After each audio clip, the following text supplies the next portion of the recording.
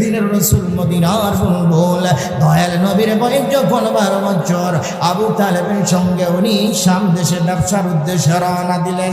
যাইতে যাইতে যাইতে যাইতে যাইতে শাম দেশে যাওয়ার আগে একটা শহর পাওয়া যায়, ওই শহরের নাম হলো বুসরা শহর। ওই বুসরা শহরের নিকটবর্তী স্থানে গেলেন।